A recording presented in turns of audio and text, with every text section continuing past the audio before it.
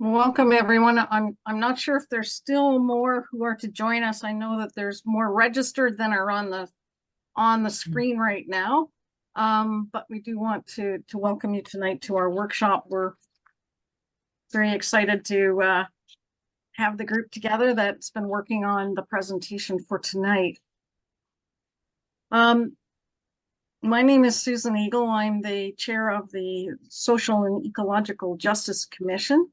And I'm joined tonight by several folks from the community ministries who will, in a few minutes, introduce themselves. I'm going to begin with our land acknowledgement tonight. And this one is from York University. We thought it covered the general regional council area, so I'm going to read that tonight. I'd like to start by honoring the land that we are on, which has been the site of human activity since time immemorial. It is the traditional territories of the Huron-Wendat, Anishinaabe, the Chippewas, the Haudenosaunee, Confederacy, and most recently the Mississaugas of the Credit River First Nations. Ontario is covered by 45 treaties and other agreements, and is home to many Indigenous nations from across Turtle Island, including the Inuit and the Métis. These treaties and other agreements, including One Dish and One Spoon Wampum Belt Covenant, are agreements to peaceably share and care for the land and its resources. Other Indigenous nations, Europeans, and newcomers were invited into this covenant in a spirit of respect, peace, and friendship. We are mindful of broken covenants and strive to make this right with the land and with each other. We are all treaty people. Many of us have come here as settlers, immigrants, and newcomers in this generation or generations past. I'd like to also acknowledge those of us who came here forcibly, particularly as a result of the transatlantic slave trade. Therefore, we also honor and pay tribute to the ancestors of African origin and descent.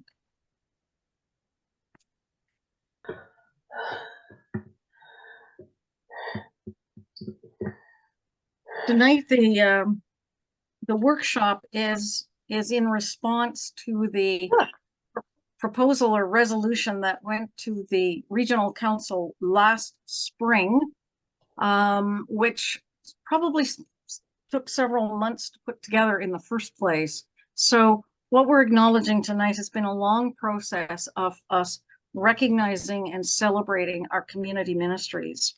Hence, we are so pleased that you are with us tonight to be part of that. It involved coming together to identify opportunities and also educational opportunities for us to not only support our community ministries, but to look at ways in which our communities of faith could also be part of becoming more aware of community ministries, but also be participating in them. So hopefully tonight, we are going to share some stories and also some opportunities to have feedback from you as you consider what your situation is in your particular community of faith. I want to say thanks right off the top to Celio, who is helping us with all our tech work. And also I want to introduce Sean Redden, who is our Justice and Faith Formation Minister. She's fairly new to the job, and she's covering not only Shining Waters, but also Canadian Shield, so doing justice work. So there is a big portfolio for Sean, and we're very pleased to recognize her tonight. And Sean, where are you? Because it's just on me, I can't see anyone else on the screen. So can we just bring Sean up? I'm right here.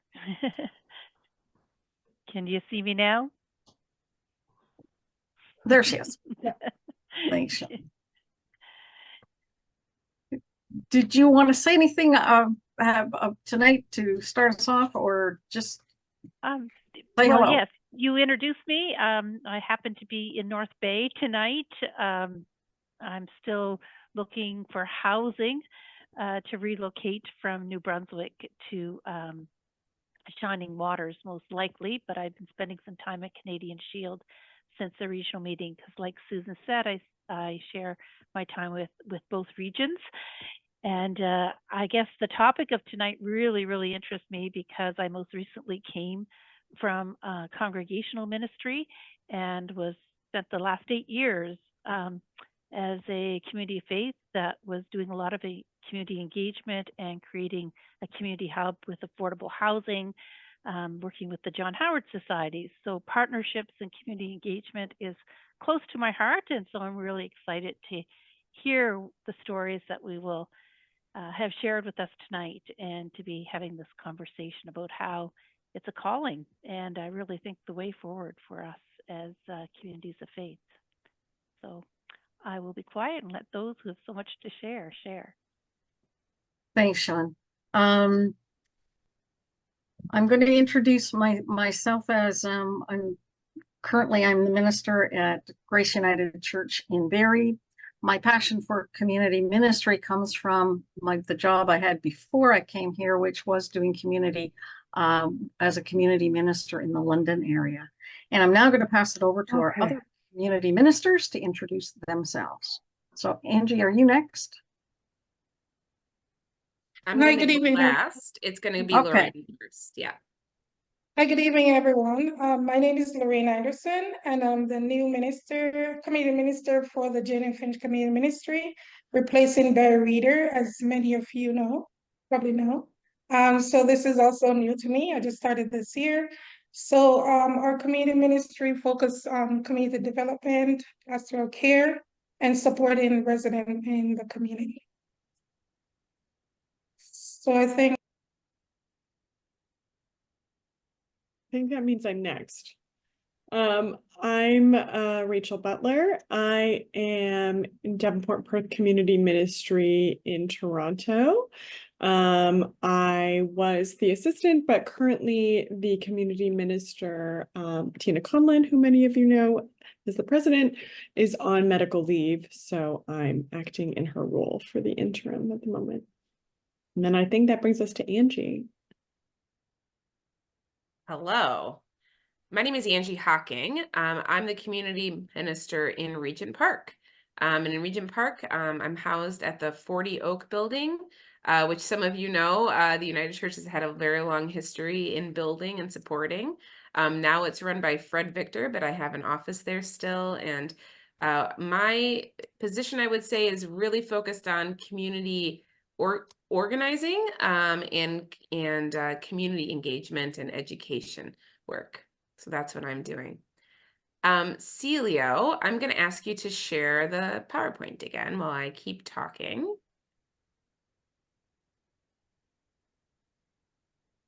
We made it really difficult for Celio tonight, just for the record. There's a lot of back and forth, so he's being wonderful. Okay, so the next slide would be perfect. Excellent. Okay, so I'm going to just walk you through very briefly the content for tonight. We're already doing our welcome and overview a bit right now.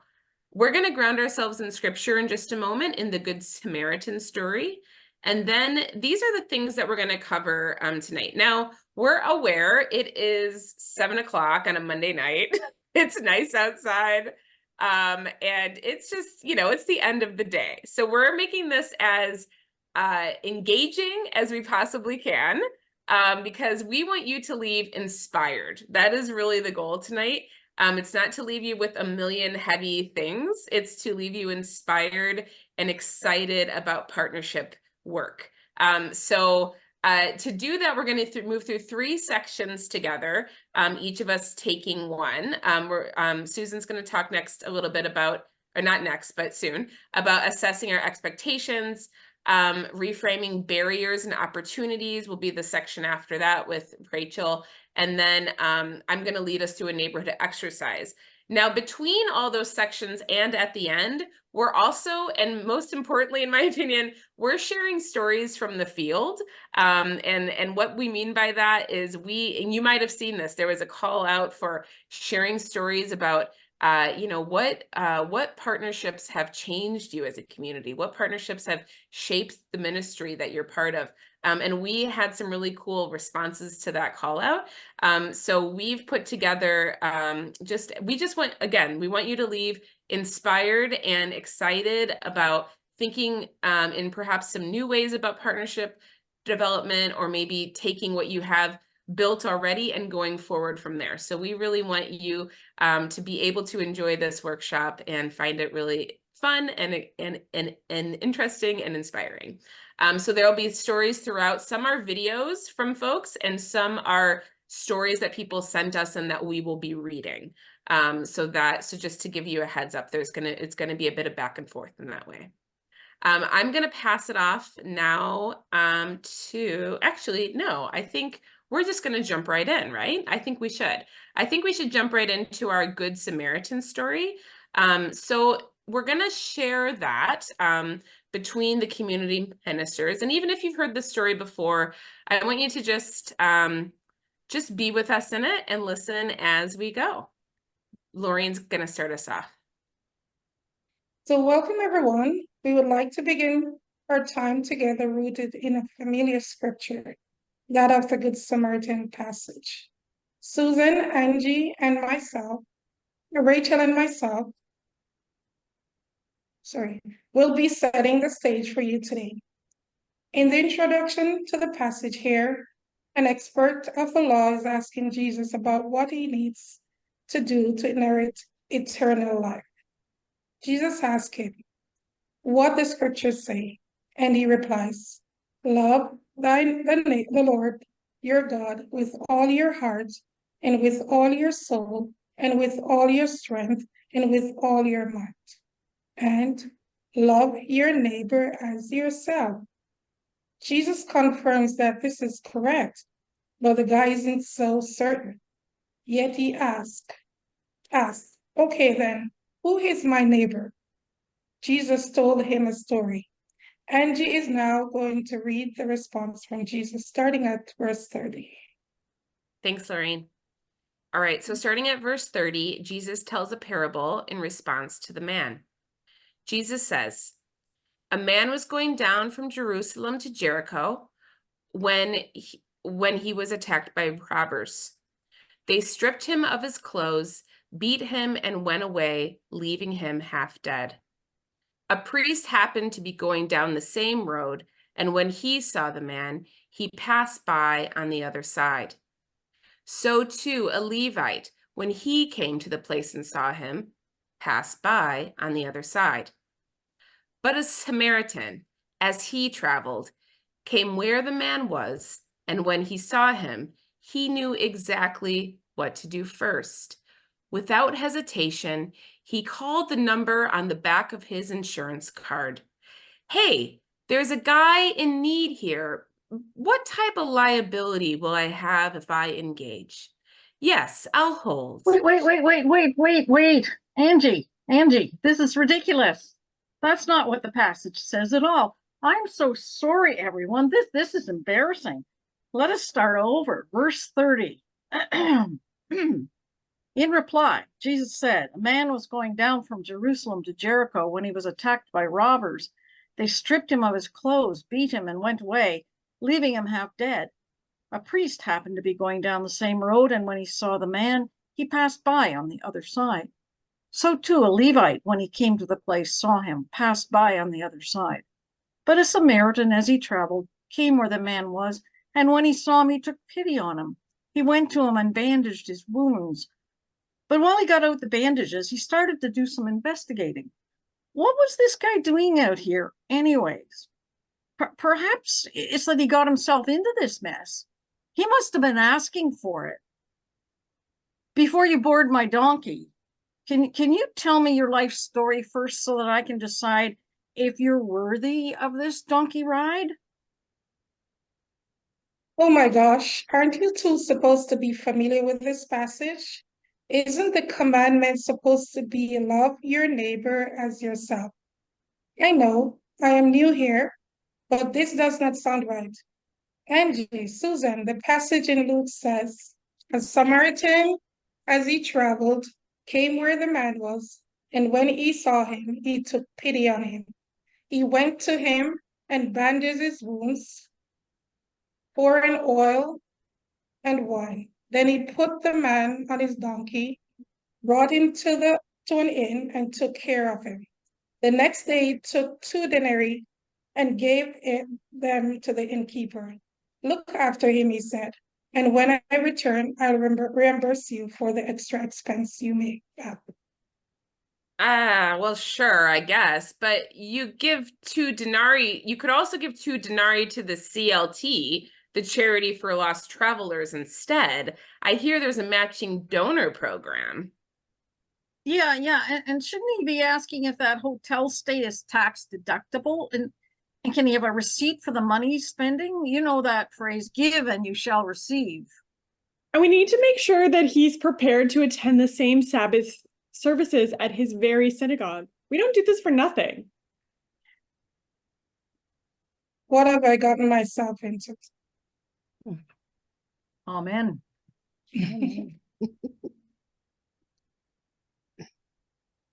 Maybe we can unscreen Salio. I hope we're not the only ones laughing.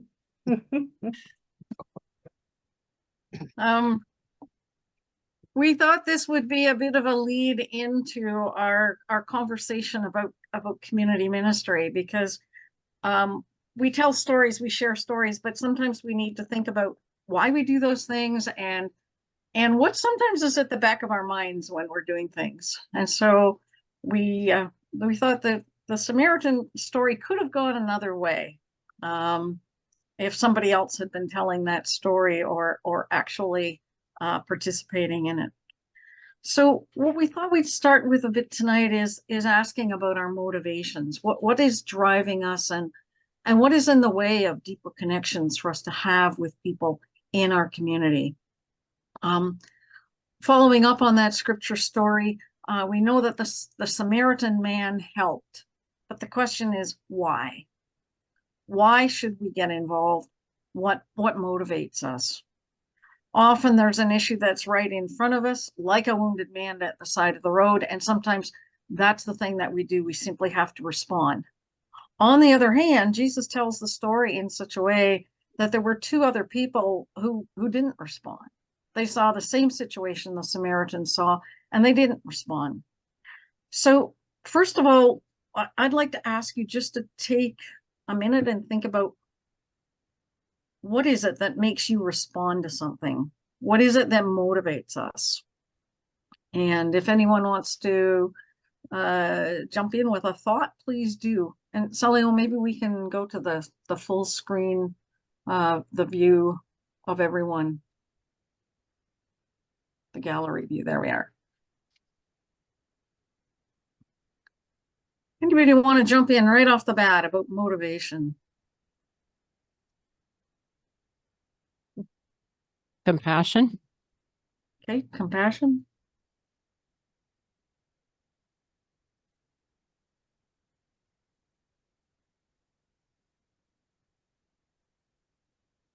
Identification of a need.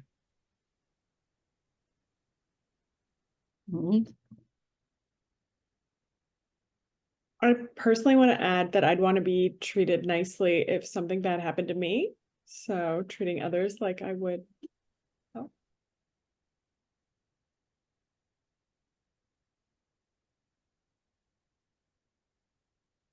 Okay.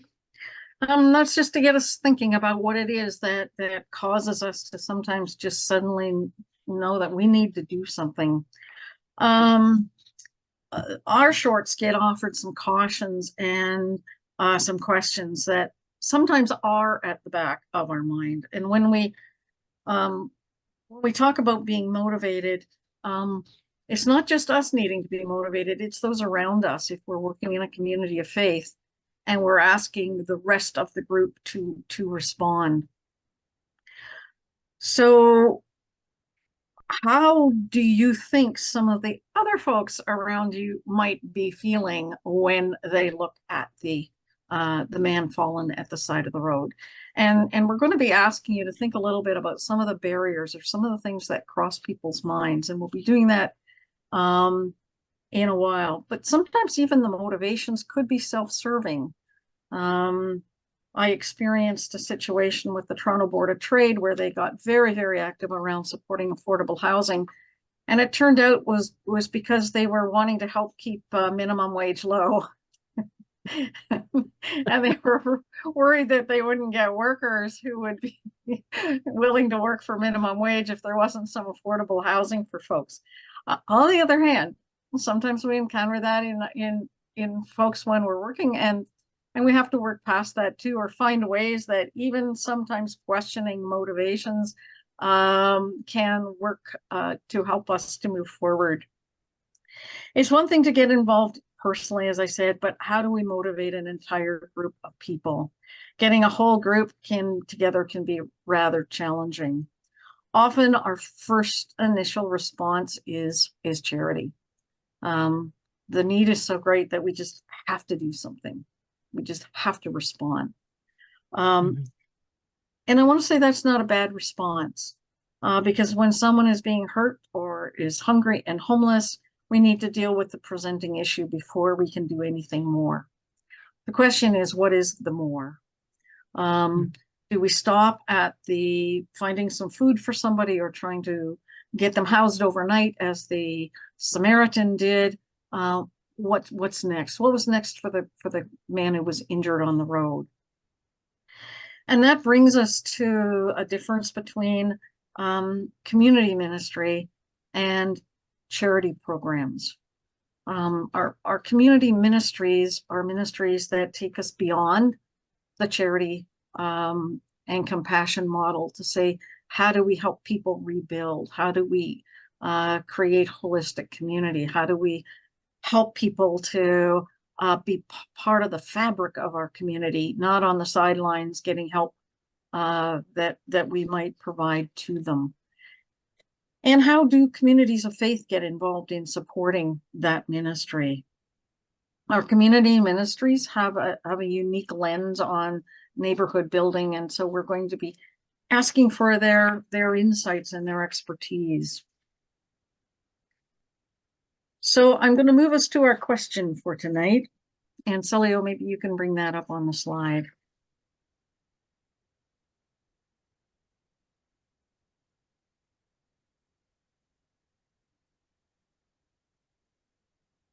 What kind of community partnerships are you connected to now or working to build? And I'm not going to ask you to respond to that. I'm going to ask you to just reflect on that for a moment.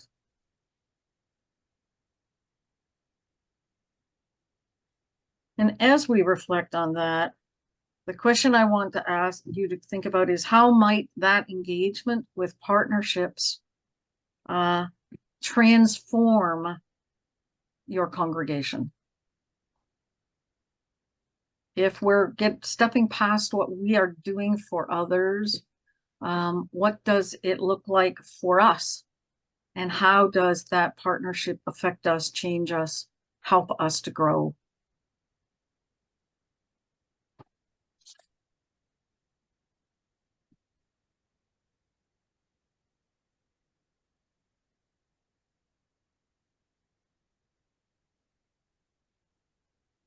And I think we're going to move to a story.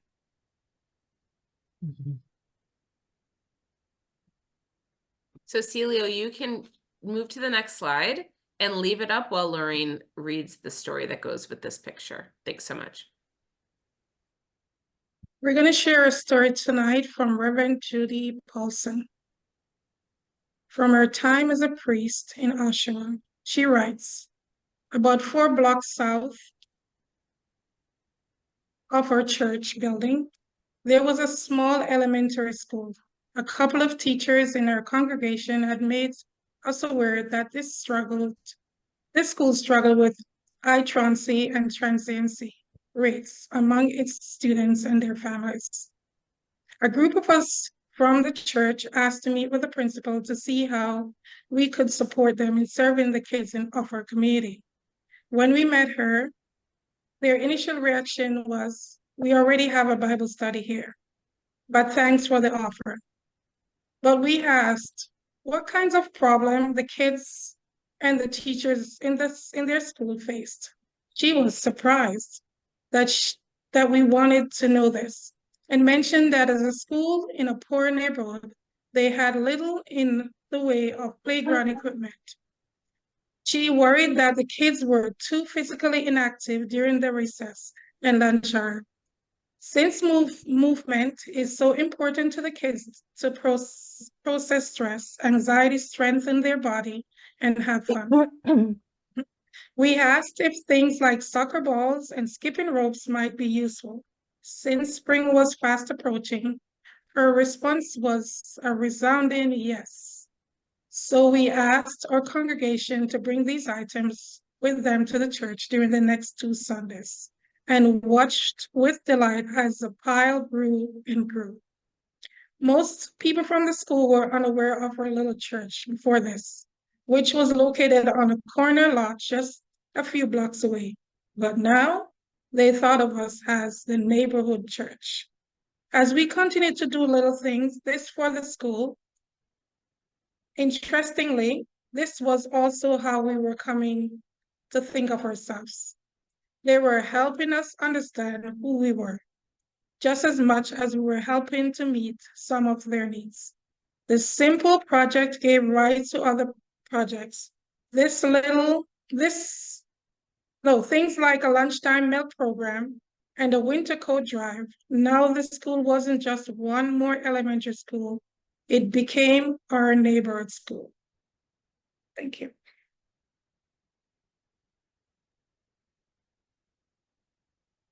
Thanks so much, Lorraine. So yeah, Judy's story, I think, really punctuates that point that Susan was making around how we might start with charity, because that's what we tend to know what to do or how to act.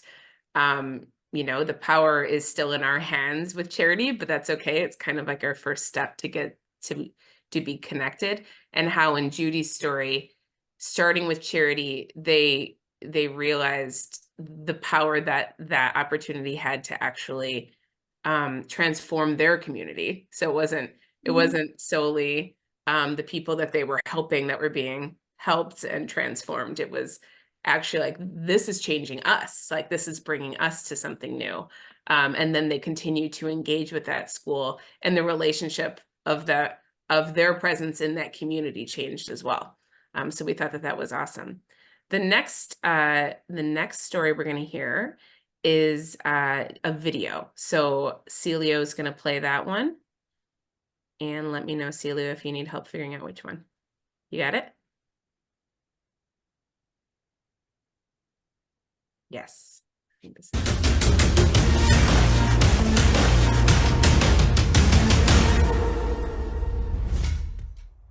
The Little Trinity Good Food Market is the result of a year-long discernment process in partnership with Young Street Mission.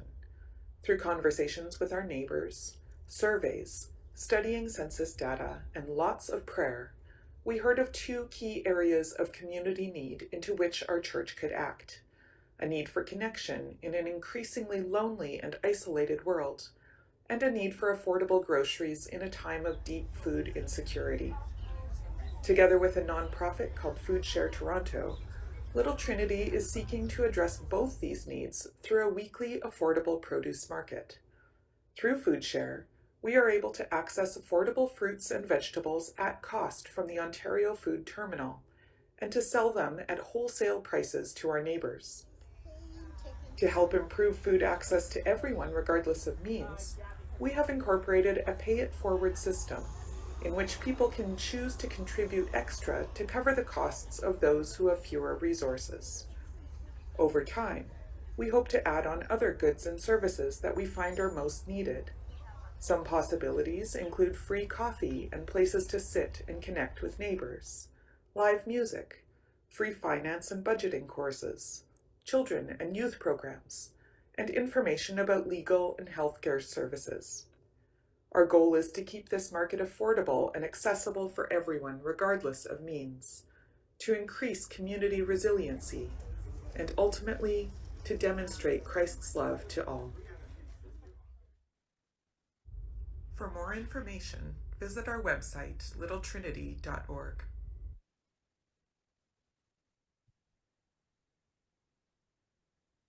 Awesome. So that one we thought was really great because it really emphasized Little Trinity, really put a lot of time into listening. And I know for a fact, because I've been partnering with them throughout the process, it's been about a year of them hosting different groups, connecting, going to the seniors building across the street several times, going down the street to different drop-ins to talk to people, going to people in the condos, understanding that it's a food desert, but from various different voices, taking the time to really think, what can we actually do about that? There was a really deep listening process that led them to that awesome partnership. I'm going to pass it off to Rachel now. Great. So the stories we just heard, as well as all the stories coming up, had the folks organizing these projects had barriers that they either saw a solution to or just pushed through. So this next little section, we're going to kind of discuss, even popcorn style, what barriers there might be, because I know that there's a lot of wisdom in this current Zoom room. And so I assume if folks are looking to engage with their neighbors or their community, anything that they might be struggling right now, I bet somebody else in this room has already found a solution to. So if you want to unmute yourself and share either a barrier that you've seen others struggle with or you've struggled with yourself, or a solution with a barrier, you're welcome to now. Does anyone have any barriers that they've seen other churches struggle with, or? Finding mechanisms to identify needs or areas of potential within the community. Okay. That's a big one. Does anyone have any thoughts on how they've worked through that?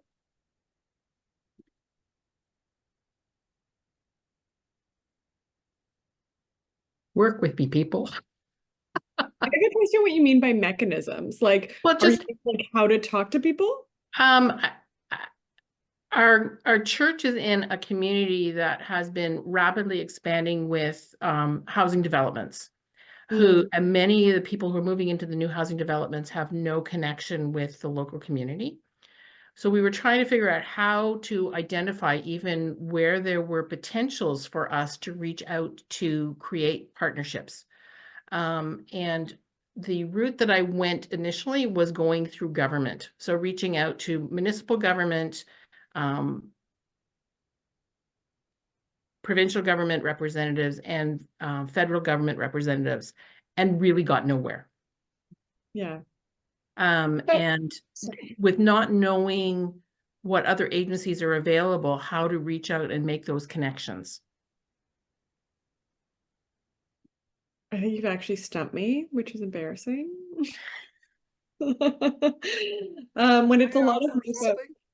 My thought would be to like actually flyer folks. Oh, Patty, you can just jump in. Okay. I'm in a rural community, and geographically, it's really difficult for us to make those connections because they're not in my community. But right next door is a larger town, 5 minutes down the road, that does have a lot of agencies. So first thing I did when I came here was go to 211 and find out what agencies are around me and contact them directly. And we were able to connect. I made most of our connections through the Simcoe County Alliance to End Homelessness, which is now restructuring.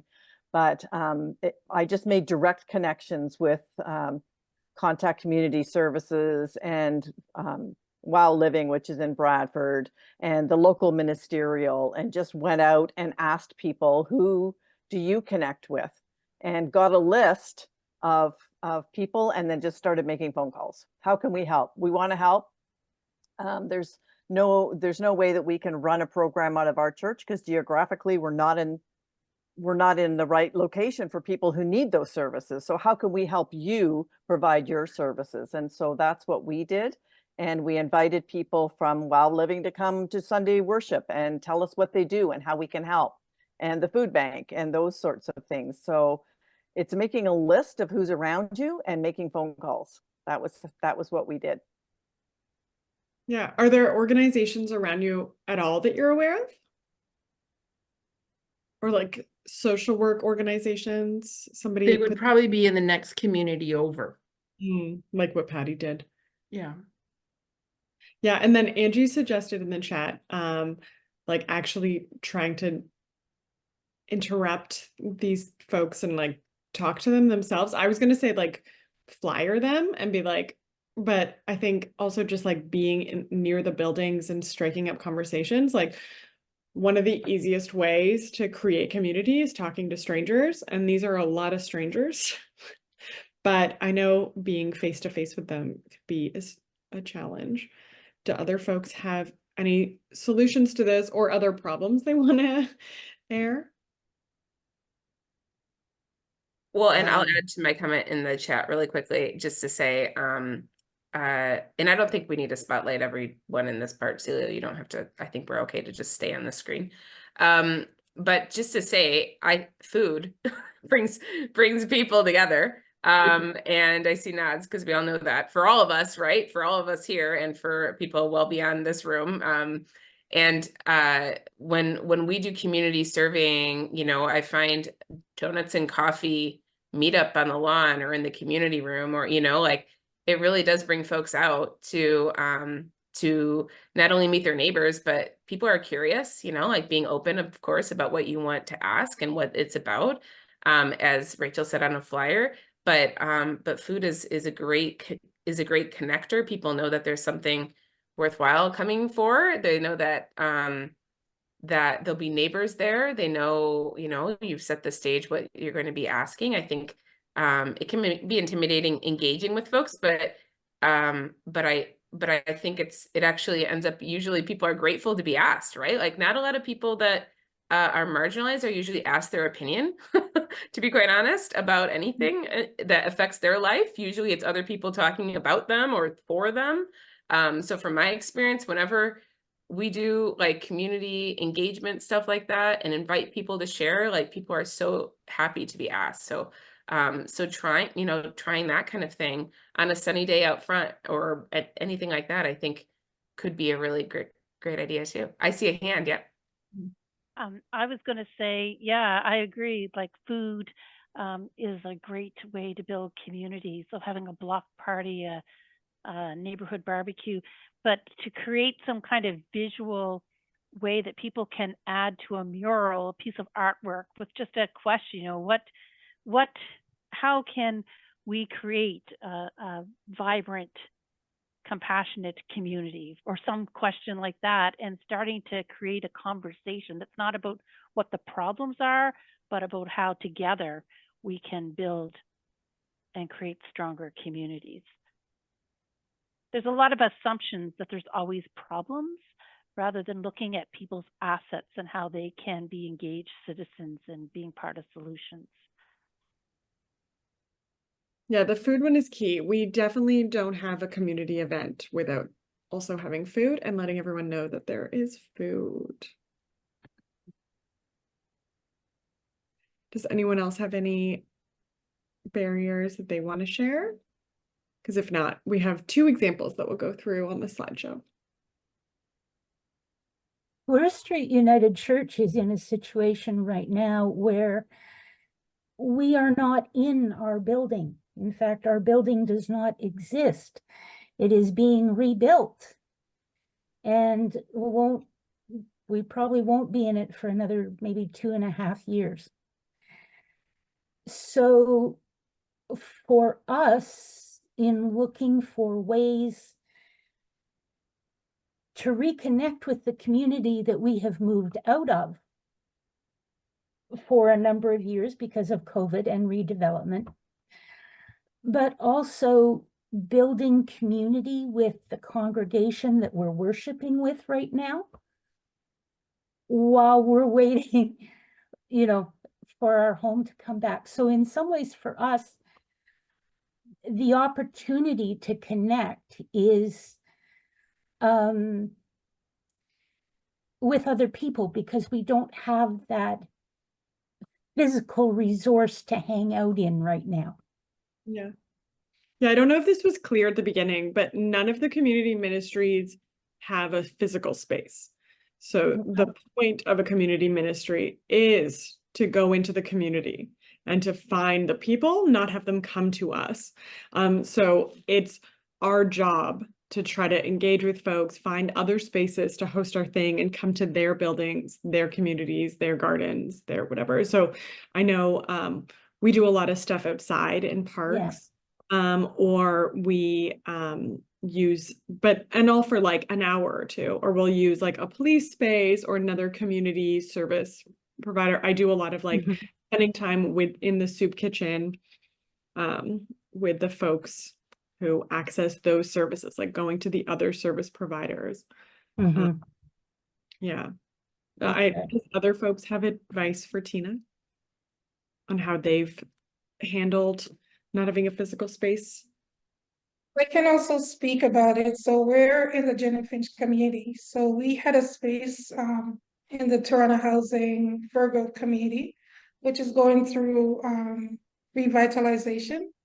So we have an office space in the school, but we don't have program space. So we work outside of the office. We work in the TCHC community room. We work in other neighborhood space. We partner with a lot of local organizations, small, other NGOs, and we use their space for different programs, or we collaborate to do programs or activities together.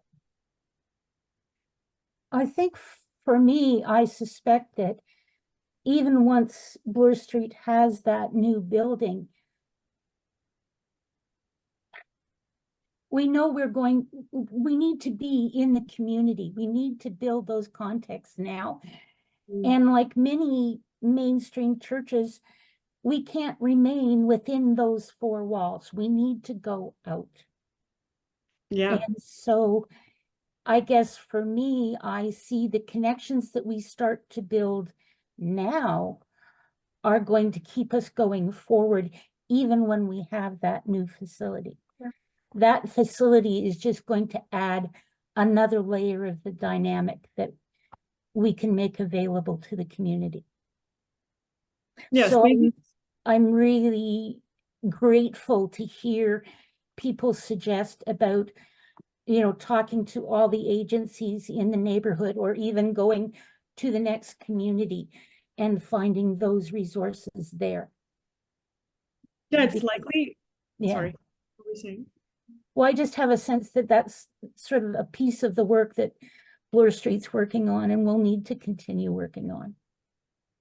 Yeah, and it's likely that folks, if you don't have a physical space, might go to a neighboring community, but actually be from your community. And they that's the name they see. And so by connecting, all three of you become connected and are able to do that. So Leo, do you want to put the slides back on and we can go through the common barriers, which I think are ones that all of you folks are probably good at overcoming, but maybe not. And then we can also, unless folks have additional barriers they want to discuss as a group.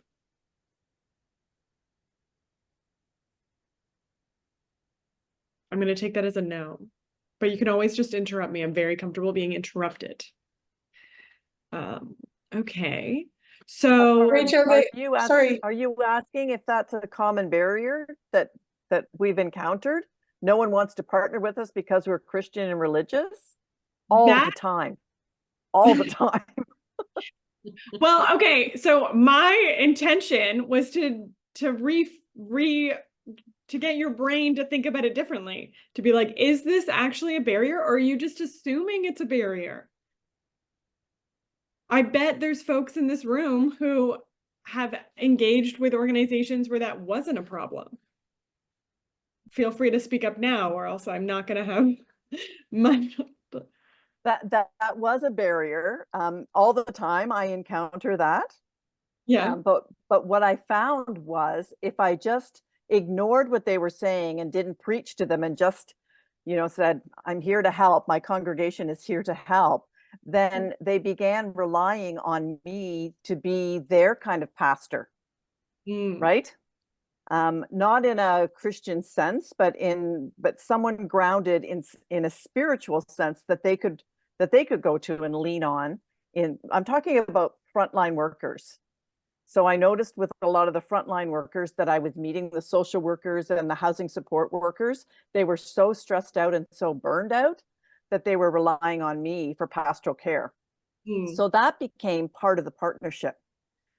I think not in a religious sense, but just in a sense of they knew that there was someone that they could talk to.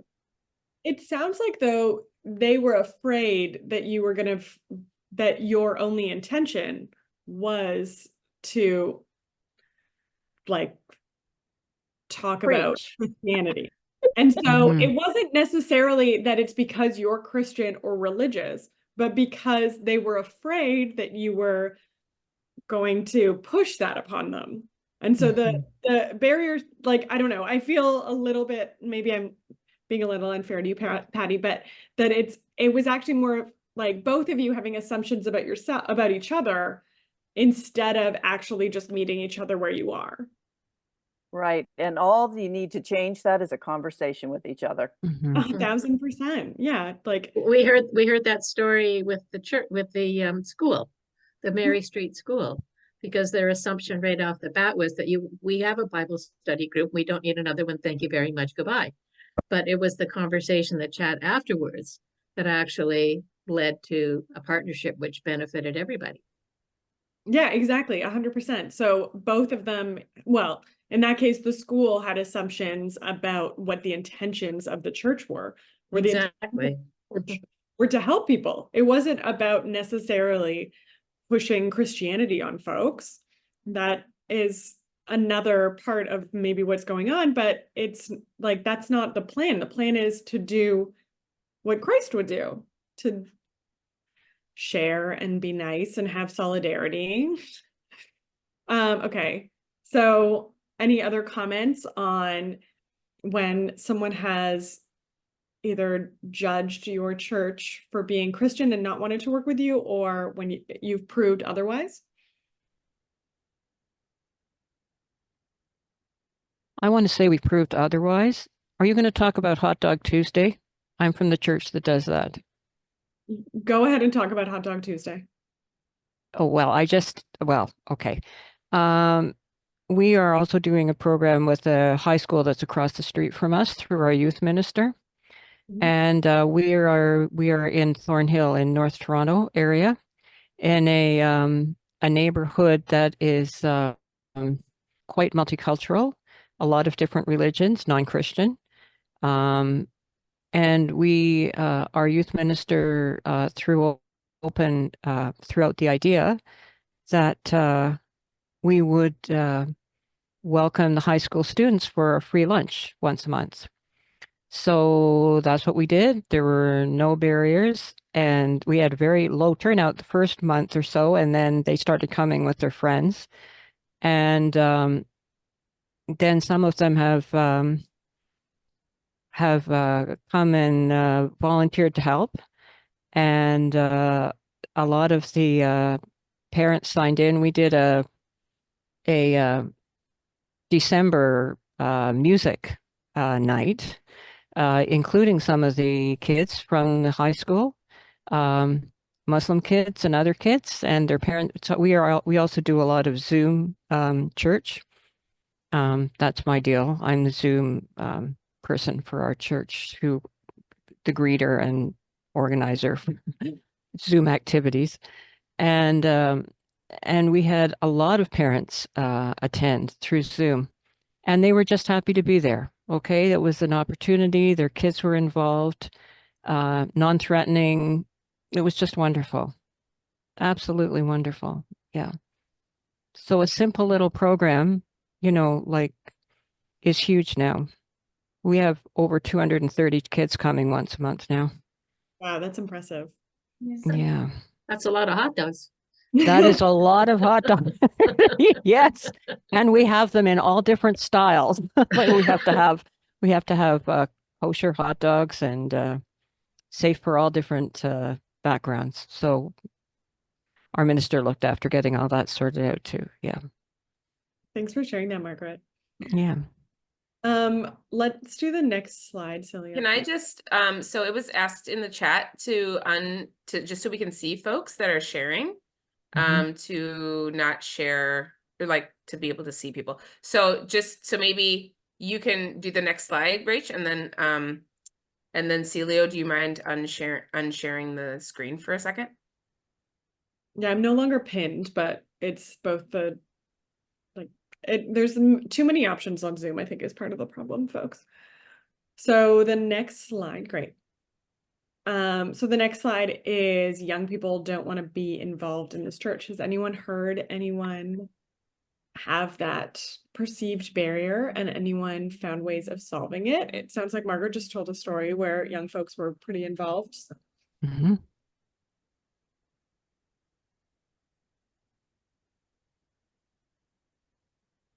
Anyone else have any stories where they got young folks involved?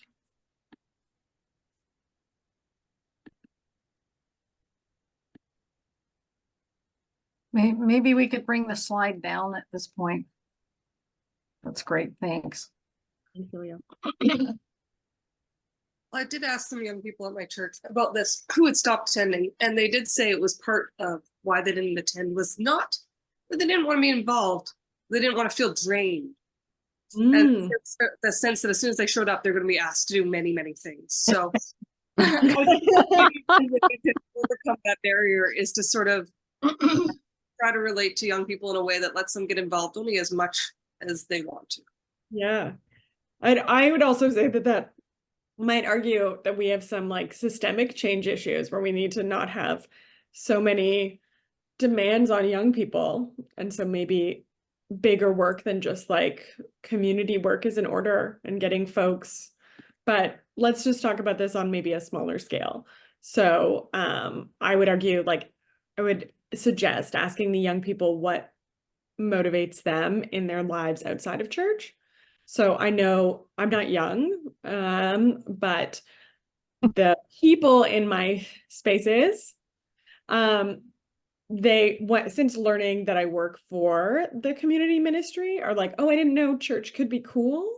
So actually doing this work and moving outside of Sunday service is something that they've been really moved by and been supportive about. So building on everything we've been working towards, I think that like talking about all of this community engagement seems to be something that works. So there are other examples that other folks have about getting young people involved?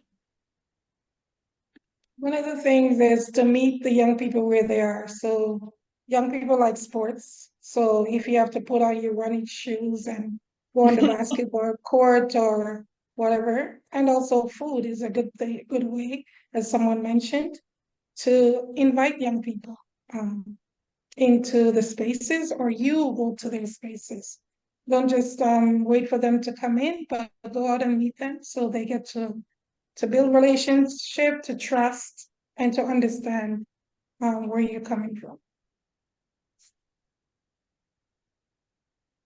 Anyone have anything they want to contribute before I give you more unsolicited advice?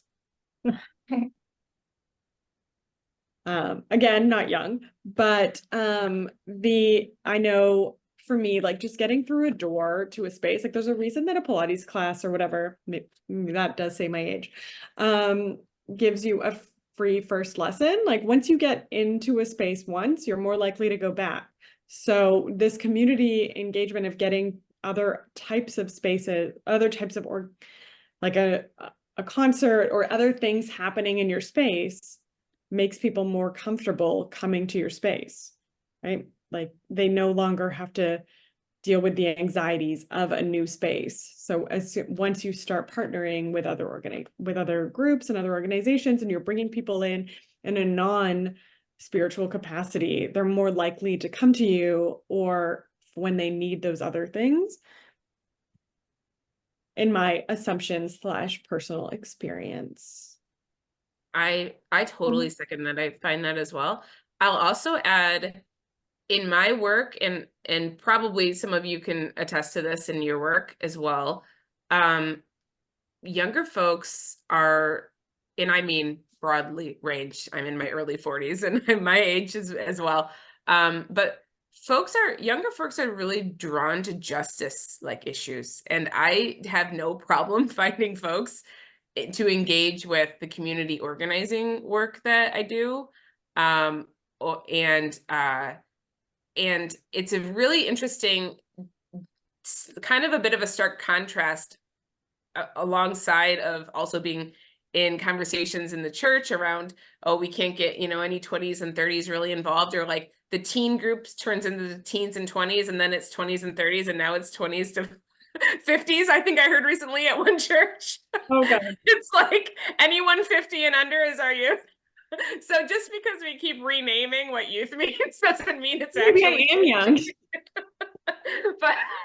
but yeah, like what's interesting is I think that there's a real difference like in the world of a very traditional kind of church world and what, bringing in youth. I think to Jennifer's point, there is something about what are they going to expect of me? The world is very heavy, right? Like it's a heavy world out there, and social media has changed things a lot, and people have the weight of the world on them I think in a different way than has been in the past.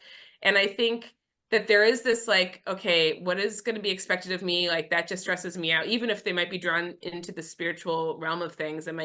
Being part of a church, there's probably some anxieties around that. But being invited into justice work, I find is different. I find people really like projects as well. Project-based stuff is a really is my approach with everything lately in the last several years around engaging people as opposed to long-term volunteers. I think younger people can't see, oh, I'm going to do this for 5 years. Like that's really long when it's a gig economy, sadly, and like people don't plan the same way and have the same kind of thinking. But if it's, hey, the next 3 months, we're going to work hard on this justice issue together. This is what it's going to look like. We're going to build this thing. We're going to have this action. I mean, people come out of the woodwork that are young, which is really interesting. So just to say, that's a couple of my observations. 1000%, Angie. I guess if we're doing under 50, I am young. So maybe I can identify as young. Celia, can we have my next slide? I don't know if that will make sense to you, but a slide and then my next slide. Basically, in conclusion, we were hoping to like reconceptualize each of our barriers as like opportunities or as just like a new way to think about a problem. So like, yeah, maybe you perceive the idea that folks don't want to engage with you because of church, but maybe they do want to engage with you because you're a church, and why not try and see what happens?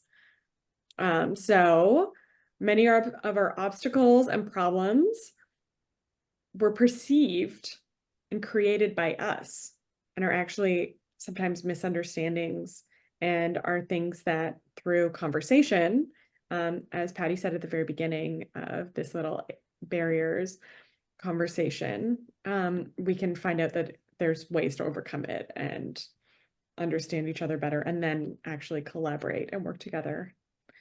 And then that's it for my section about barriers. I think Susan's gonna do a little chitty chatting. Yeah, thanks, Rachel. So the next slide, Celio, if you can leave it up while Susan tells us a story, that'd be great. Angie, do you want people spotlighted when they're speaking and not having discussion? It got confusing there for a moment. Right. I think I think it depends on what's happening. Overall, I don't think if somebody's making a quick comment, we don't need to spotlight them, in my opinion.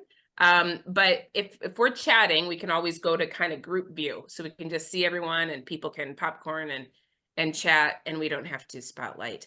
And for now, we'll leave this up, Celio, this slide, and Susan will share. Thanks, Sean.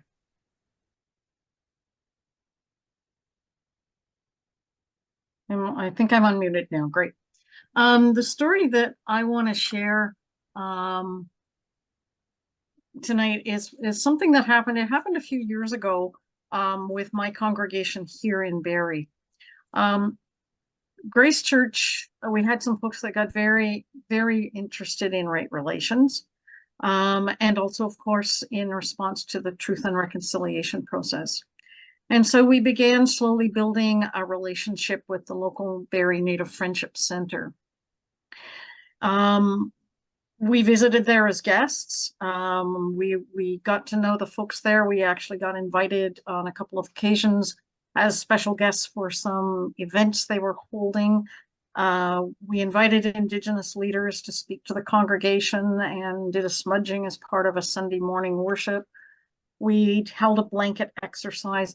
In other words, we were doing all the right things or the correct things to try and respond. But the rubber really hit the road when a situation arose where we discovered the Native Friendship Center was struggling with a concern, and that was that they wanted to hire some youth for the summer, for a summer program, but because of restrictions for them and federal funding and the way things were coming together, they weren't able to hire the students to work for them as the employer. They needed an employer to hire the students and provide and pay the students. My first instinct was to say, well, how do we fight that? And, you should be able to hire the students and then I thought, no, they're not asking us to do that. They're asking us to respond. So I took the situation to the board and asked the board if they would be willing to be the employer for 7 youth for the summer, but not be supervising them, not have them on site, and not have anything to do with the program. My official board responded with complete silence when we were first asked about this. The question of liability, what happens if something goes wrong? We are the employer of these youth, but we're not overseeing the program in any way. They'd be working at the Barrie Native Friendship Center. And then they decided to do it. We did it. We received the money, we wrote the checks. We were officially the employer of those students for the summer. We met them once when we made our church kitchen available to them for some food processing that they wanted to do because they have a community garden and they were building a food bank within the Barrie Native Friendship Center. And there were no issues and there were no liabilities and there were no things that happened. But in retrospect, the question of how did it change us? It changed our relationship with the Barrie Native Friendship Center. First of all, because when they asked us, we responded. And they knew that we took on a risk and we didn't know the outcome would be what it would be. It energized our community. To know that we could make a difference, that we could actually partner and make a difference. We realized too that we had assets that we hadn't thought about, and that was putting our name and our ability to provide that kind of support. Previously, we thought of our building as an asset, we thought of our people as assets, but we didn't think about the fact that being an employer of these youth was something that cut around some of the restrictions that the Native Friendship Center was facing. There's an old saying, you can't fight City Hall. Well, we came away with the feeling that, well, maybe you can. And that made a difference for us and for them in terms of sort of where things went next. So that's my story. Thanks so much, Susan. That's awesome. Next slide, Celio. I believe next we've got a video. Yes. Okay. So this video is about partnerships and how they can inspire creative thinking. And then after that, Lorraine, you're up with the next story. In 2011, I was hired by Windermere. In 2011, I was hired by Windermere United Church with a mandate to take the congregation out of the pews into the streets to become more relevant to their neighbors. And the first question I had was, what is our relationship with the Swansea Mews, which was a a community housing of about 600 people just 7 blocks from us. And the answer I got was, well, we don't really have a relationship with that group of folks, our neighbors. And I thought, oh, well, maybe the Presbyterian Church does. And I went and I asked them, and no, they didn't have a relationship with those dozens and dozens of families. And I asked the Baptist Church, and they didn't have a relationship with that community just down the street, and neither did the Anglican Church.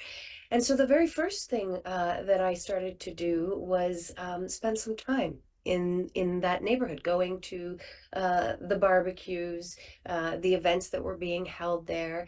When individuals from the neighborhood would come and talk to me at the church, I would ask questions about how things were going for our neighbors.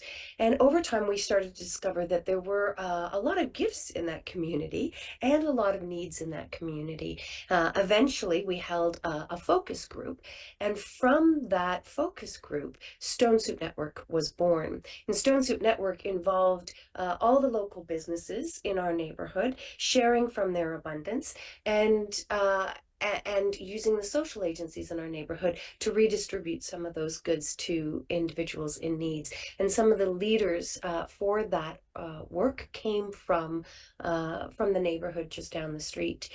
And so one of the things that I would say is relationships, getting to know people first, doing a needs assessment and a strengths-based assessment of the community, finding out what are the strengths, what are the gifts, what are the needs, and then looking from there to work together with a community on how to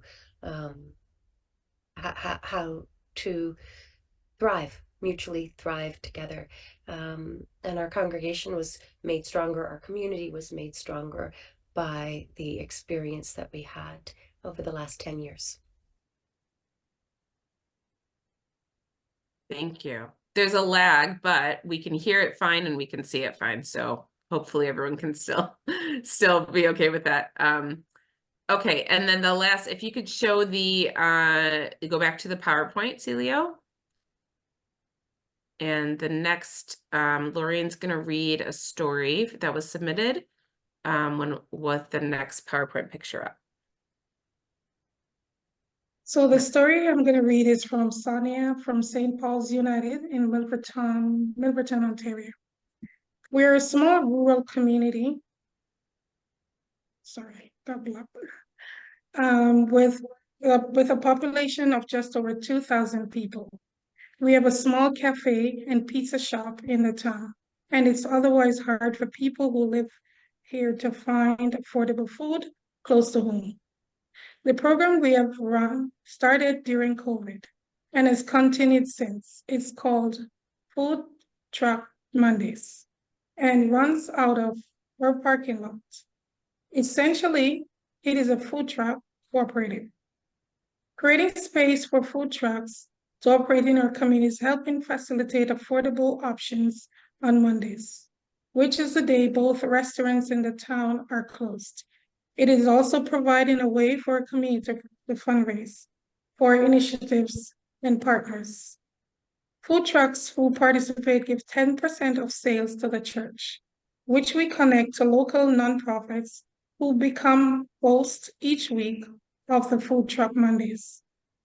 As hosts, they help with 4 hours of on-site with setup and teardown and ensure washrooms are available for people.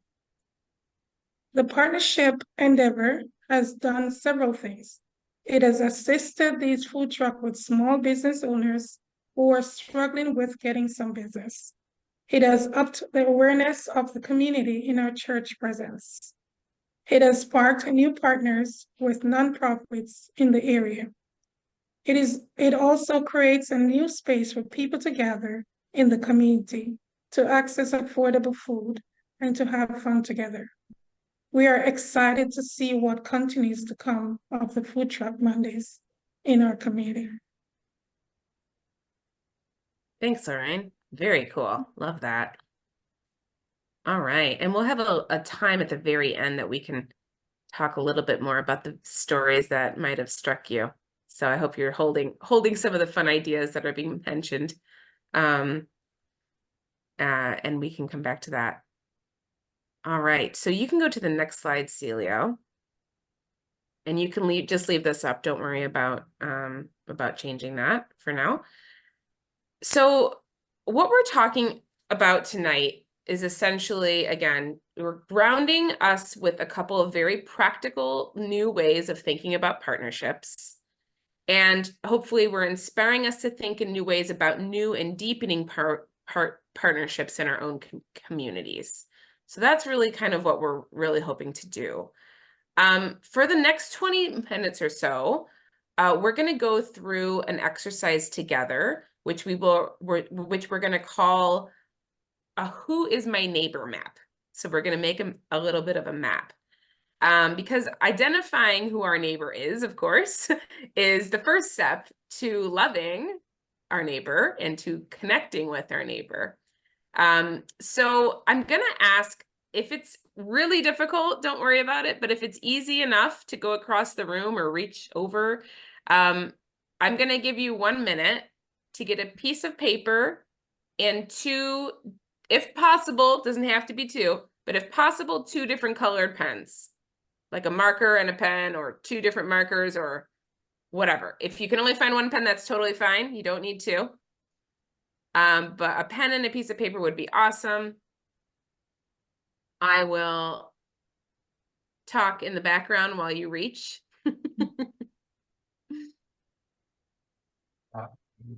I see people reaching. Excellent. Okay. So I'll keep talking. If you're still grabbing that, no problem. But it will serve you well in this next section here. So on your paper, so we're going to use our piece of paper. And on your paper, we're going to draw a box in the middle and write our congregation's name on it. Dun, dun, dun, dun. Right? Okay, so we're just writing the name of our church, putting a circle or a square around it. If you want to get fancy, you can draw it. That's right in the middle. So who is the first partner that comes to mind? You don't say it out loud, but whatever came to mind first for you, write it down. And how we're going to do this, it's going to be kind of like one of those charts where there's bubbles all around and we're going to draw lines to your church, right? So first one that came to mind, I'm going to write down and put in a circle and then put in a line that connects with my church. And before we keep going, I'm going to pause and talk about that. So see that I put something in the circle there and I put a line here, and we're going to keep doing that in a moment, keep going around. But before we do, let's take a minute to think about like what came to mind first for you. And if you're not doing this on actual paper, that's okay. You can do it in your mind's eye. Think about what came to mind first. And think about why. Why did that come to mind first? If somebody wants to answer, you're welcome to, but we don't need to we don't need to unshare. It's mostly hypothetical. But basically, I bet you it's because it's probably something that has a very tangible impact on you and your congregation and your experience in the community, right? For me, I'm doing this exercise right now too. I wrote Regent Park Community Ministry in the middle. And the one I wrote that comes to mind first is 40 Oak Street, because it's where my office is, right? It's like right there. We need it. It's like space partnership stuff. So it comes to mind first for me. So for you, whatever partnership came to mind is probably because it's very, very tangible and it's very much directly impacts you, right? And your experience in that community. So that's just something to hold with us for a few moments as we keep going. So now I'm going to invite you to, if you want to shut off your camera in a minute, you can. You don't have to, of course. But if it helps you kind of get in the moment, that's fine. And we're going to think of more about partnerships of your congregation. So this could be funders, that's sometimes who comes to mind as partners. It can be like major, like organizational funders, things like that. It can be groups that rent your space. Of course, it can be charities you support. It could be partners that you do specific projects with, could be other churches, whatever is coming to mind. Groups, organizations that have essentially a bit of a mutual beneficial relationship taking place, right? So that's kind of the idea of what that means. So we're going to take 5 minutes. Again, if you'd like to just get in the zone, turn off your camera, you're welcome to, you don't have to. We're going to take 5 minutes and just make a map. And we're going to continue to list the partners that we think of around. It's probably going to be easy at first. You're going to think of the few quick ones, and then it'll go slower. That's very normal. So take 5 minutes, write some of those partnerships that come to mind quickly. Take a couple more minutes, think of the other ones, and I'll stop talking so you can think, and I'll call us back together in a minute, and then we're going to do the next part of the exercise.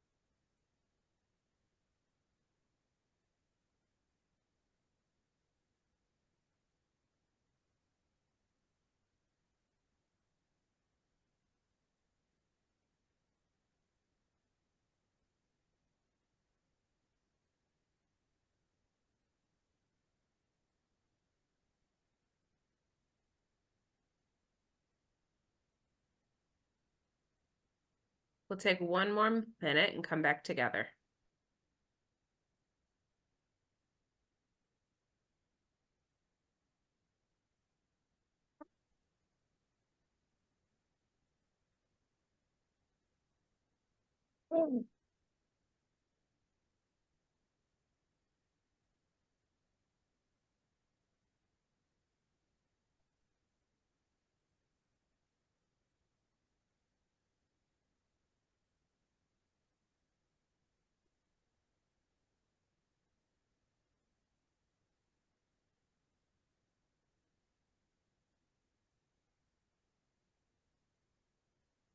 Righty.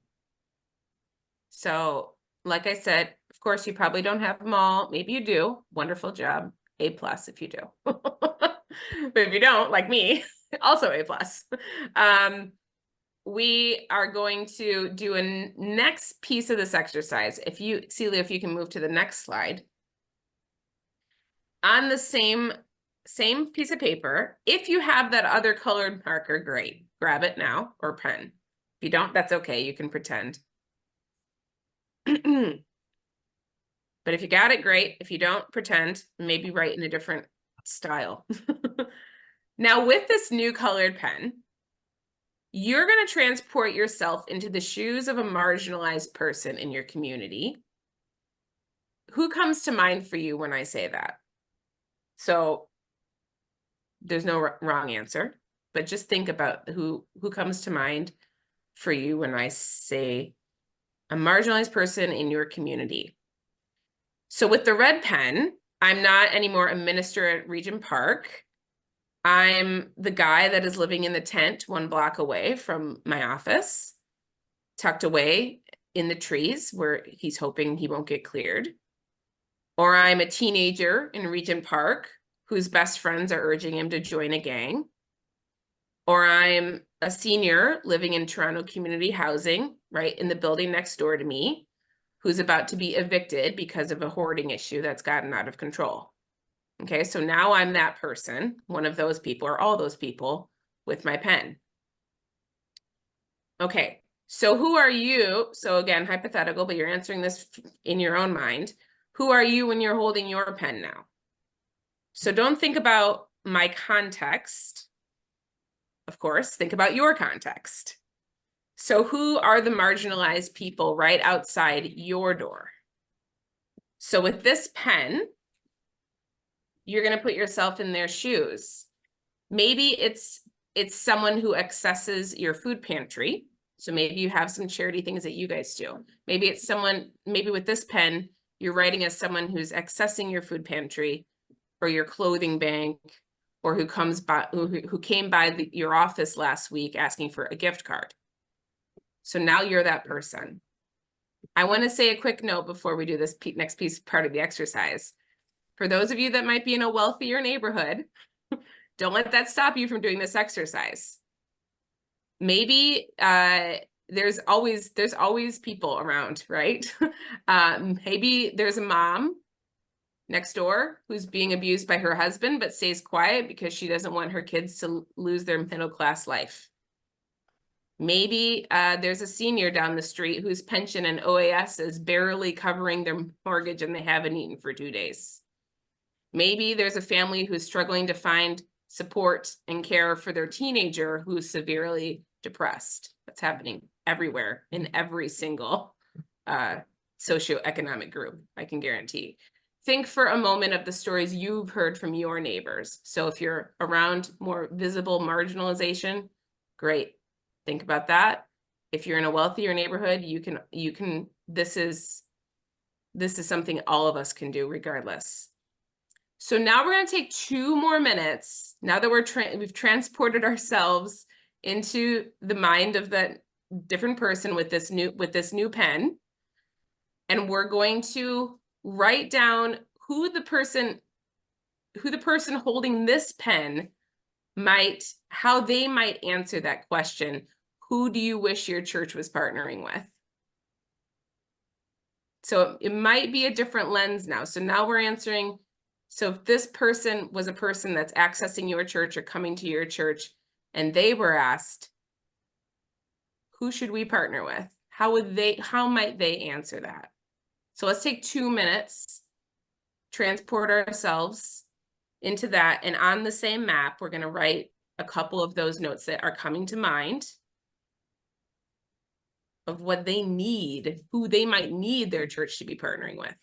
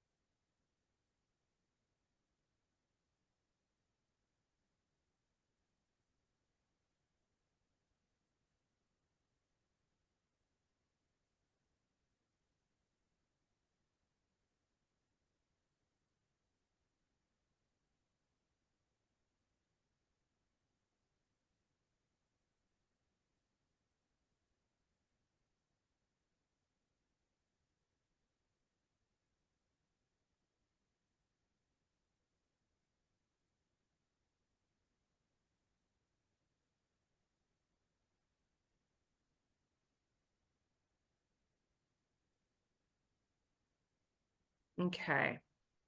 Celia, let's move to the next slide. So in a minute, we're going to go in small groups and have a little bit of a discussion about our neighborhood maps. Before that, I'm going to just lead us through a couple questions here, and I'll break it down to an easier question when you go. But I'm just going to work through these two questions quickly in this big group, and then we can get into our small groups. So the first thing is, some of us have partnerships already which connect us to the needs of our communities, and the work for us might be to go from charity, so like we collect something for them and give it to them, like that kind of model, to something deeper and richer. How might digging in deeper with one of those partnerships that you have already, so that first colored pen that you used, how might digging in deeper with one of those help transform us as a community, as your community? So instead of being the people in the position of power, what might we need to learn or to experience or to do to become more deeply aware and engaged in that issue? Kind of like how we heard a couple of the stories so far go from charity to something more. So that's one question, and that might be what you choose to focus on. The next question, some of us might be working out how to connect with those in need in our specific community context. So maybe we're starting there right now, and that's great. The work for us might be to go from, considering the red pen notes you came up with, where might our community need us to be actively engaged? What opportunities might you wish to further explore? What could be right in front of you, right? Sometimes we take those moments to think about who might be our neighbor, and then we realize, oh, there's opportunities right in front of us. So these two questions, simplified, are first question being, how might we dig deeper into one of our already blooming partnerships, or already kind of there. Sometimes they're blooming, sometimes they're a bit stagnant, right? Like, let's be honest. I've been part of church communities, and there's, we've been giving to this thing for 20 years or whatever. Maybe there's an opportunity there with something there, right? So thinking about those partnerships that are already there, but just not deeper, and like, how might we be able to go deeper there? And then the other question being, if we're kind of venturing into, new partnership territory and thinking, how do we do that? Where might our community need us to be actively engaged? So thinking of your red pen or that second part of the activity, and talking through that, maybe one aha moment you had thinking about that. So Celio is going to break us into groups just at random, which is great. So thank you, Celio. If your camera's off, that's totally fine. Just say hello if you're able. If you need to leave your camera off, I know it's nighttime, and some people might be done with camera time. Understandable, but if you're able to turn your camera on, that's great too. And so when you're in your group, you're going to just talk through those two questions, one or the other. Make sure we only have 10 minutes, so make sure, say a 1 or 2 minutes each would be perfect. We've got about 22 or so, 21 people. So Celio, maybe about, like 5 rooms, something like that would be great. Yeah, I can have 5 rooms here, Great. 4 each. Okay. Okay. See you in 10 minutes. Thanks, everyone.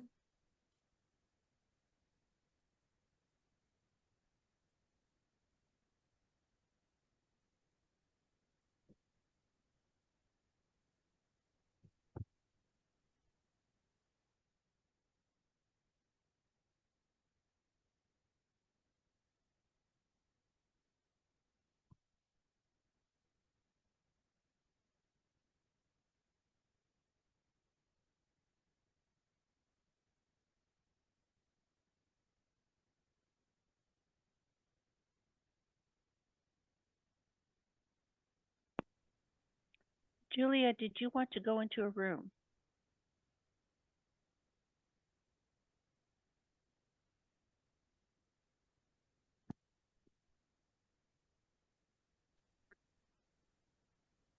Hi, Celio. I ended up in the same room as Angie. Is there any room that doesn't have one of us community ministers?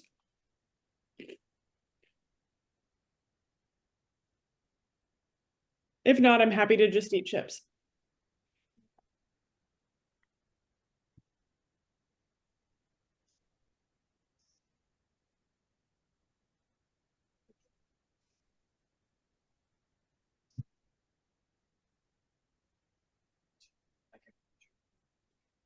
I can't hear you, but I'm Oh, sorry. I can Okay. move you to room 5 if you want. Sure. Whatever works best. I just thought Okay. if it wasn't a room without a community minister, I'd take it. Okay, I'm sending you there then. Thank you. I'm not technically a community minister, so. Uh,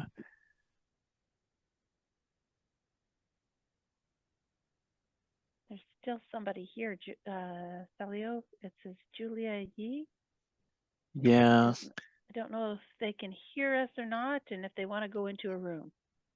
yeah, Pero, I think maybe she's not there because she is in a room actually, but she needs to accept. Okay. So maybe Yeah, not there. Must have stepped away from the call. yeah.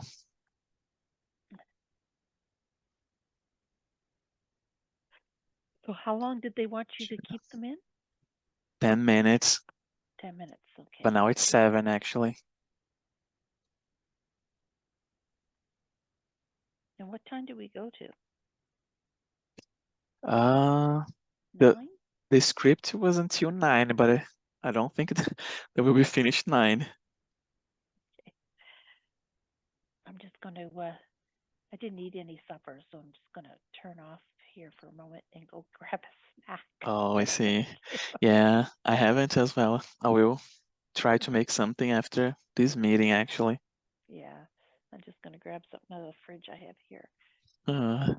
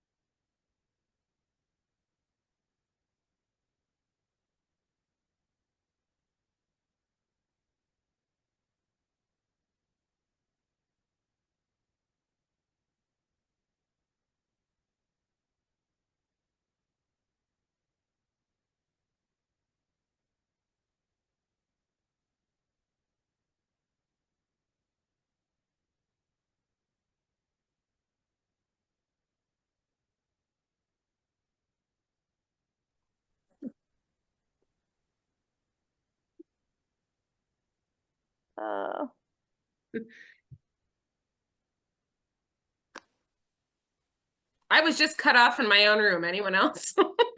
Yes, we were. Okay, we were cut off. it's just me. It was It brilliant. makes I thought sense. it was going to be brilliant. Oh, sorry, I put the 10 minutes there, limit. No, you were so good to keep us on time. That's perfect.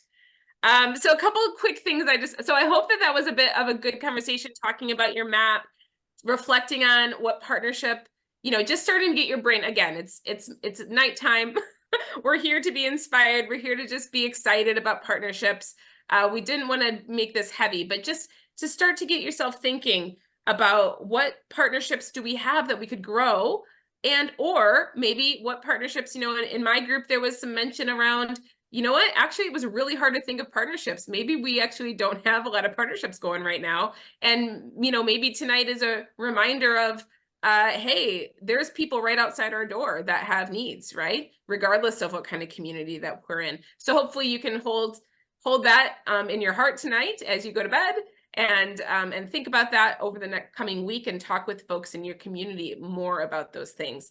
A couple quick things I want to say before I'm done with my section. We've got 4 more little stories. We wanted to end it off on like story time so you can sit back and relax and listen to 3 videos, and then one story, quick story from me. But I just want to say a couple things. One, there is one major issue I have with my exercise I just did, and that is that we are pretending to be the other person, which in this context, that's totally okay to do, because we're trying to bring them to the table, hypothetically speaking.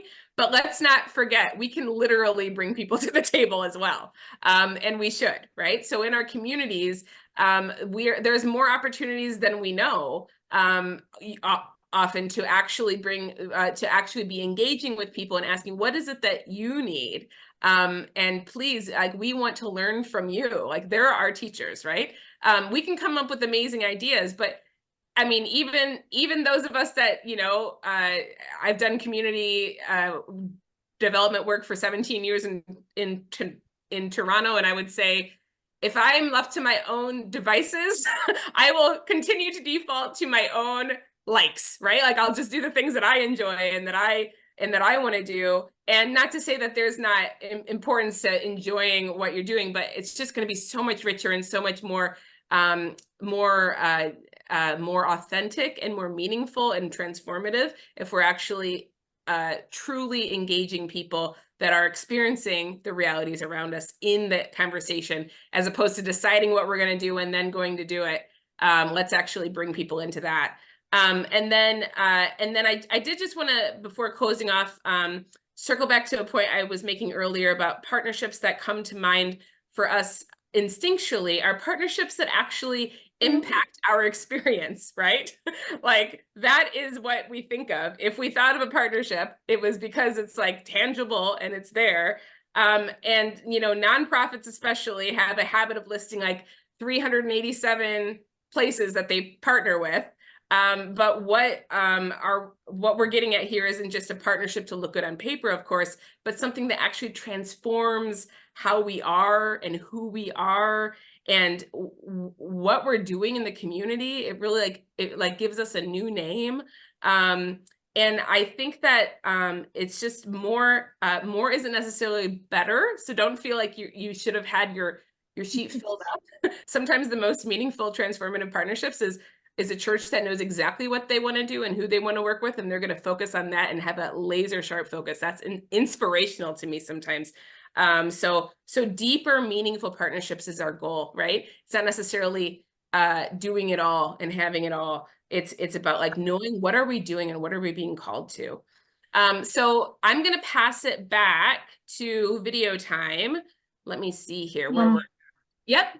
Angie, just before we do that, I just want to make one other comment, because I know in our group there was comment about being involved in focusing on charity and concern with that, the charity model. And I just want to reemphasize that it's often through that charity model that deeper needs become apparent to us. And sometimes as people interact with people in the charity model, that they turn into passionate advocates around justice issues. So I think wherever we are in that work, we just keep moving forward, and that may be the gift to us, is through the charity work that we discover the advocacy that we need to do, or the awareness in our congregation of the needs. Yeah, charity brings us there, right? I just think we don't stay there forever. Exactly. but I mean, we're called to charity, right? Like, absolutely, we're called to that. So thanks you for that distinction. Did anyone else really want to say something before we show the last couple of videos here? Excellent. I want to respect everyone's. Angie, before we got cut off, Okay. I was going to mention about partnership with the church. Not thinking about reinventing the wheel, but to partner with other churches, maybe seniors' own or schools, to find ways to support community. Because we can't have enough. We're never short of people who are in need. So just to find those little partnerships and support, like maybe a barbecue event or, you know, something like that, and just meet people where they are. Awesome. Thanks, Lorraine. Okay. So Celia, we're showing Barry's video next. And remember, we're going to do the speed 1.25 and cut it off at 4 minutes, 51 seconds. Thanks so much.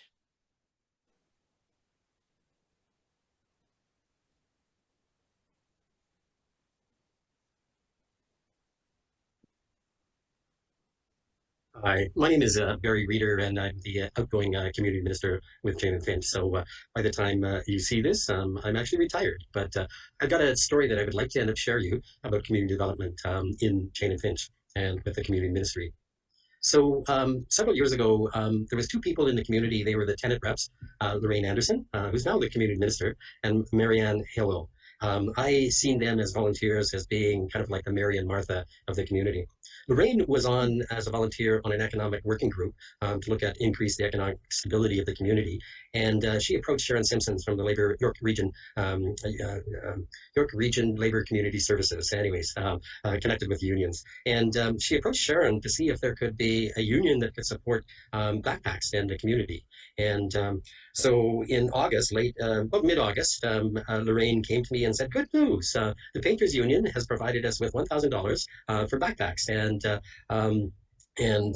But they want a trustee, a charitable organization to trustee it. And so would you be willing to do that? I said, sure. I said, the only problem is I'm going on holidays very soon and I can't do anything about it. But what we'll do is we'll cut a check to the Tenants Association and we'll add another $500 from the community ministry. So I went away and they had $1,500, and Marianne and Lorraine hit up a few other organizations and individuals and grew the pot to about $3,000. And they went out and picked up backpacks and supplies and took taxi back and filled the knapsacks and distributed them. And they had put together 164 knapsacks for back to school with supplies. And I went to pat them on the back and said, good job. And they said, no, we don't want to stop there. They were interested in continuing on. And Marianne at that point in time was on assistance, and she had talked about taking $25 a month and putting it aside for a scholarship to create a scholarship for youth in the community. So I said to Lorraine and Marianne, why don't we talk with the Painters Union? I think they're interested in journeying with this community, and they might be able to help out more than just the initial gift. And so we approached them, and they agreed to provide two $1,000 scholarships the following year, as well as 500 backpacks with supplies. And they did all the work as far as hitting up the brothers and sisters and companies that use the Painters Union, and they did all the fundraising. And so all we had to do was do the administration of the project. And putting the backpacks together, Lorraine organized from 2 to 90 age-wise people in the community that put them together and distributed them. But as the backpack program grew, it grew from 500 one year to 1,100. It was kind of our top top, and we distribute not only in the Jane Finch Royal and Fir Grove community, the 2 neighboring schools, and the social housing community, but we also contributed to the wider Jane Finch community. So the project, and as far as scholarships, at one point in time, we actually provided 10 $1,000 scholarships. And over the course of about 10 years, they supported the project and contributed over $500,000 for backpacks for youth in the Jane Finch community. Unfortunately, sorry about that. All right, unfortunately, that's the a good program, spot to. or their support for the program ended. Yep. Thanks so much. All right, so that was a great, and Lorraine, you're here in the flesh, so feel free to add. But Barry, sorry, just Zoom flesh. Yes, the Zoom flesh, Zoom flesh.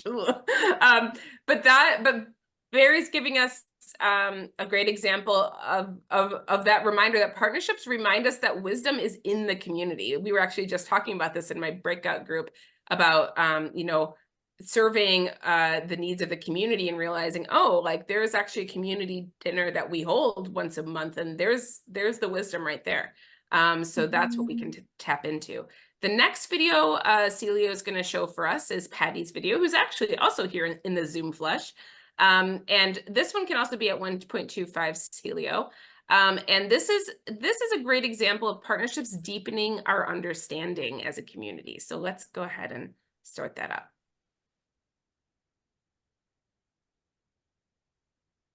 I took part in an event where we brought together a number of agencies who provide support and programs for people who are victims of the housing crisis. The purpose of the event was to raise awareness of the problem and to engage people in conversations about what we as a community can do. Agencies talked about what they are doing, and residents asked questions or offered solutions. There were 11 agencies with displays, and about 70 people wandered around talking to each other, which is quite a few for our small community. And I kind of chuckled to myself because so many of them were saying, where's the presentation? Like, why isn't someone up at the front talking? But the point of the event was to get people talking to each other. When we talk to each other, it's easier to dispel myths or to ask questions that we might not feel comfortable asking in a crowd. And studies show that we learn a lot more when we talk to each other than when we are talked at. I learned some things in those conversations. Our faith discussion group attended the event, and afterwards we had lunch together and we talked about what we had learned and what surprised us and what other challenges we saw in our community that need to be addressed. We were amazed at how many agencies are involved in the outreach work in our community and the depth and the breadth of the work that they do. From mental health support workers, substance use recovery programs, counseling services offered through the hospital, emergency shelters, programs and workers to provide harm reduction kits and test for dirty drugs and that keep people safe from the poisoning effects of those dirty drugs that have been tainted with other substances, and housing contact workers that connect people with affordable housing. We were surprised by the collaborative work of the Ontario Provincial Police that works together with mental health supports, where a mental health support worker will go on a call with a police officer to assist, rather than arrest and detain someone, but to assist that person and get them into treatment where it's needed. We were overwhelmed by the dedication and commitment of the people who came to talk to us about the work that they do. These are young people who barely make a living wage at this work that is so important, and yet they have decided to dedicate their lives to helping others. And finally, we talked about, in this world of monumental problems, how can we possibly make a difference? Well, we don't need to do something as dramatic as walking the streets carrying a naloxone kit. We have been given information about where help is available. We can talk to our neighbors, our family members, our friends, our church family, and often that's where help comes from. Somebody mentions something, and somebody else who has kept their problems a secret for so long for fear of being shamed hears it and is at a point in their life where they're ready to act on it. We don't have to solve all their problems. We don't have to give them advice. All we have to do is, from our heart to their heart, feel love. Love so strong and so powerful that we don't even know that we're capable of it until God helps us express that love. And that love is contagious and might just convince someone who is convinced that they are unlovable to change their mind and maybe to change their life. That's a pretty powerful thing.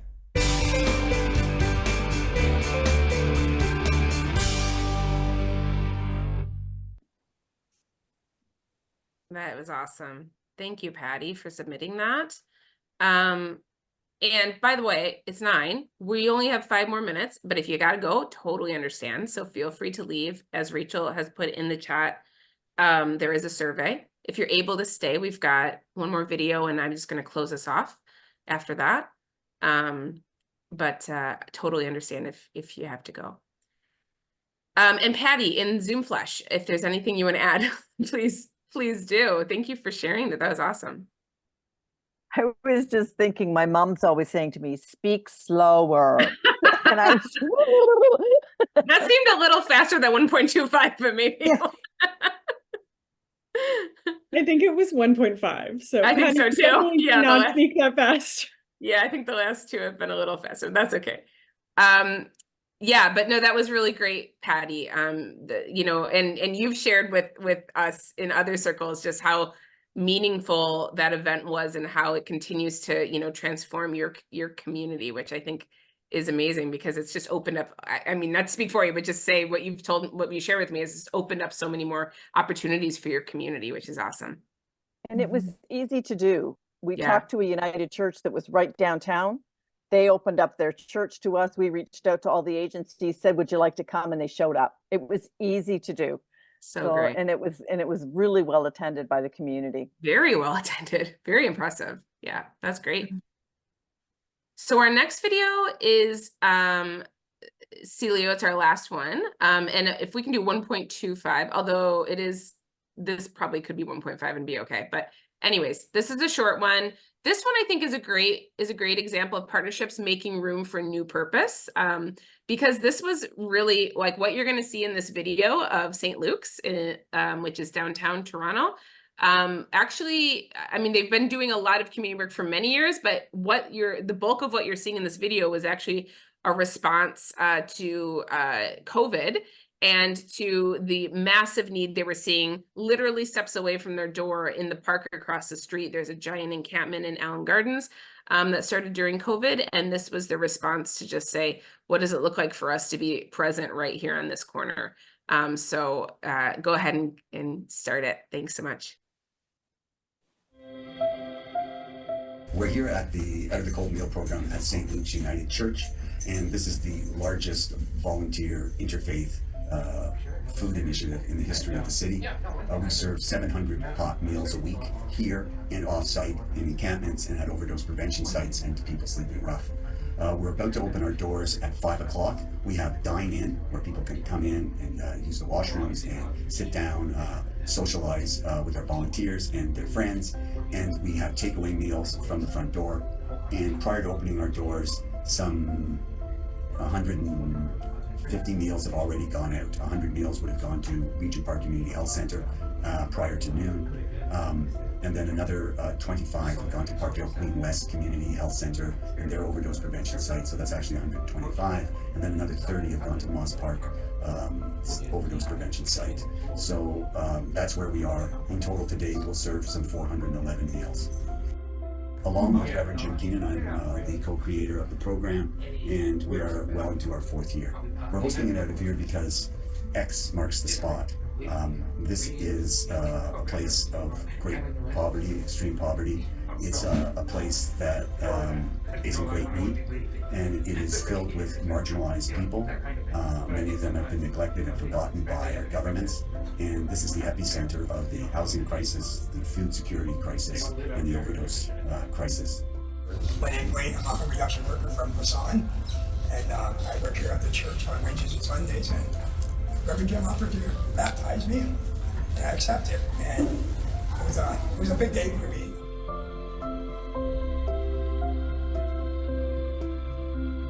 People that we are ministering to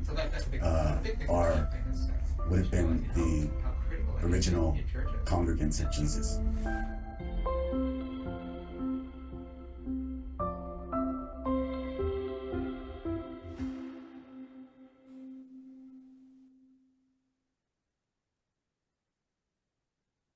Awesome. You can go to the PowerPoint one last time. And I'll just close this off with I'll just make it a 30-second comment story from myself. When our picture is up, there we go. And go to next one. There we go. Perfect. So I just want to speak for myself quickly at the end here. And I think, you know, you've heard the word transformation a few times because we really do believe that this work of partnership, of real meaningful deep partnership work is not just about helping doing charity to our community, but it's really about transforming us. And my own story of this, and I've been doing work like this for a long time, but this is a more recent story, and and we're always learning and growing, and I continue to learn and grow in my job now.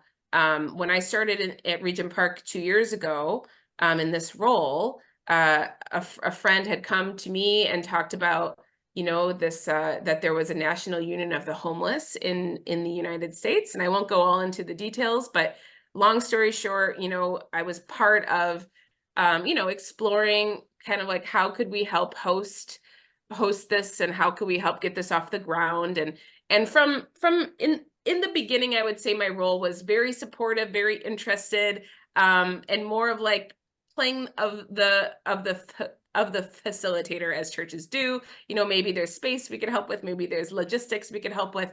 And this was this is a picture of the folks that were still at the end. There was actually like 85 people that came to the first meeting that we had last year for the Toronto Underhoused and Homeless Union. And this ministry has gone from being something that I supported as a minister, just to kind of, again, help with the logistics, to actually, like, I think transforming how I do ministry, transforming me and transforming my whole understanding of how to interact with the community, how to value the community's voice, how to make decisions on behalf of the community or with the community. So just to say, partnerships, like meaningful, deep partnerships, and this actually went from being something I supported as one of my things to one of my real primary goals now and at work is co-running the Toronto Union of the Homeless. And it's going great. And we've been going for about a year now. But just to say, this is really transformational work for all of us. And I hope that we leave you with some really exciting ideas, perhaps percolating in your mind. I hope you're thinking about what are the partnerships that we have going. Where might there be opportunities for us to really dig in somewhere with something that we've been doing, but we've kind of kept it a safe space? How can we get deeper? If you want to continue this conversation, I am not in any rush to leave, but we will close it off, of course. But if you want to continue this conversation, not only now, if you want to stay in for a few minutes, great. You can also please reach out. You can go to the last slide, Celio. You can reach out to us anytime. I would love to continue to support this kind of work. And I just want to say thank you for being with us in this workshop of this workshop, because basically we want to build on this kind of partnership, inspiration type of approach to workshops, because I think that I think we've heard a lot of people just say, like, we're at a place where, our church is a bit stuck. We're an aging congregation. We're figuring out what's next, and we need to be inspiring each other, right? So this was our first go at kind of like a draft one, but we really think that this could be a really cool way of teaching each other, of calling for people to tell us stories, and for us to be telling each other stories and inspiring each other into new ways of being. So I hope you enjoyed it. We would love to get your feedback. The survey is very quick, so if you can take even 3 minutes before you go tonight or on your phone, we can also email it to you. It's just a couple questions about this one tonight, and then also a list of what kinds of workshops would you like to hear about that are on similar topics. So that's what the survey is. A huge thank you so much for staying and for coming. And we can't wait to continue to do more educational things together. And I would love to hear from you and hear what that could look like to really help. All right. Thank you, everyone, so much. I'd love to see everyone's faces, if that's okay, Celio. Just to say goodbye. Hi and bye. Bye, bye. Like I said, Attending. feel free to hang out. Yeah. But otherwise, have a wonderful evening. Thank you very much. Thank you. Yeah. Thanks, everyone. Bye-bye. Thank you. Take care. Thanks again, everyone. So great.